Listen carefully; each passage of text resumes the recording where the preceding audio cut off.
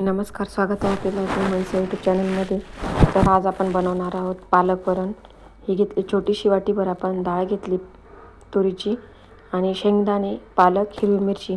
बरेच जण पालक खायला कंटाळा करतात ना, तर अशा पद्धतीने तुम्ही करून त्यांना द्या, नक्की आवडीने खातील. हे घेतलं टोमॅटो, अर्धच घेतलं मी टोमॅटो. डाळ स्वच्छ अशी 2-3 पाण्याने धुवून घेतली. घरचीच आपली तुरीची डाळ आहे, एकदम छान टेस्ट होते. आणि टोमॅटो, शेंगदाणे, हे थोडे शेंगदाणे घेतले, टोमॅटो टाकायचा अर्ध आणि पालक पण स्वच्छ धुवून अशी चिरून घेतली मी, ती पण 3-4 पाण्याने. कारण काय होतं, अशी बनवली ना तर तिचा उग्गीर जो वास आहे ना तो चालला जातो. आणि हिरवी मिरची टाकायची यामध्येच, जो उग्गीर वास असतो पालकचा तो पण चालला जातो मग. आणि थोडी हळद टाकायची आपल्याला शिजतानाच. हिरवी मिरची चवीनुसार टाका, लहान मुलांना देत असाल तर कमीच टाका. छान अशा 2-3 शिट्ट्या घ्यायच्या आपल्या कुकरला, एकदम मस्त मऊसूत अशी डाळ शिजून घ्यायची.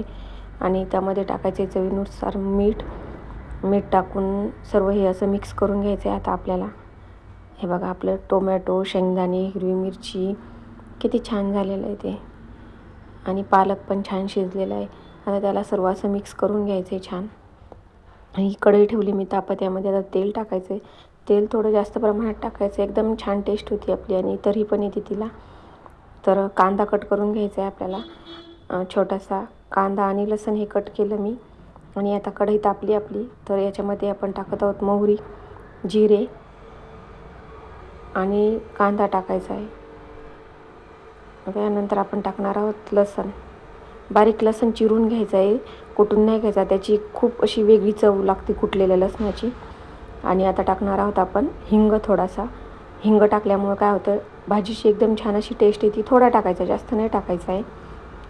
आणि सर्व असं मिक्स करून घ्यायचं आहे आपल्याला. आणि बऱ्याच वेळा प्रश्न पडतो ना, भाजी काय करायची. आता राईस पण लावणार मी, दाल राईस आणि म्हणजे चपात्या बनवणार आहे. एकदम छान होते. बऱ्याच वेळा प्रश्न पडतो, भाजी काय करायची. आणि पालक तर बरेच जण कंटाळा करतात खाण्यासाठी, त्यामुळे अशा पद्धतीने तुम्ही पालकचा यूज करू शकता आणि छान असं आपलं वरण बनवू शकता पालकचं. आता थोडंसं चवीनुसार तिखट आणि थोडी हळद टाकली. तिखट का बरं, तर त्याला रंग पण येतो छान. आणि आपण हिरवी मिरची तर ऑलरेडी टाकलेली, त्यामुळे थोडंसंच टाकायचं आहे.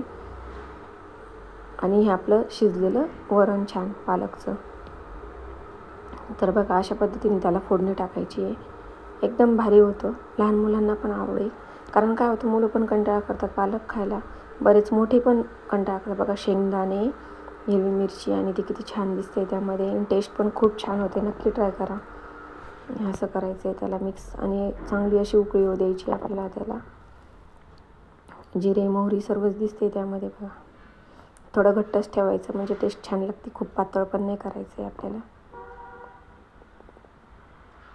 आपलं वरण रेडी झालेलं आहे बघा, त्याला उकळी पण येते.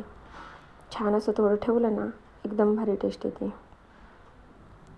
तर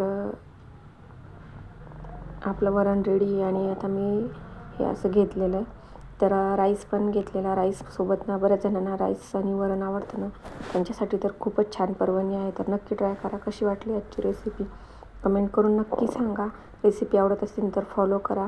बाय, भेटू अजून नवनवीन रेसिपीजमध्ये.